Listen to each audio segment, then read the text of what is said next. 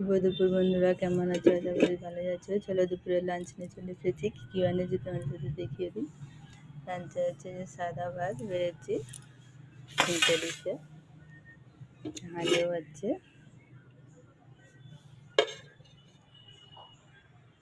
তার সাথে স্যালাড আছে শুধু পেঁয়াজ, একটা রুটি, এটা পুঁই মিছরি তরকারি চিংড়ি মাছ দিয়ে,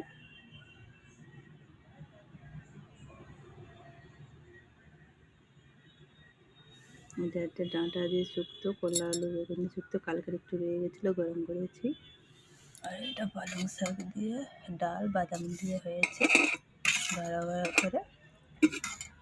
মাছের বাটা মাছের ঝাল, সরষে পোস্ত দিয়ে, কাঁচা লঙ্কা দিয়ে, লাল লাল একদম ঝাল ঝাল।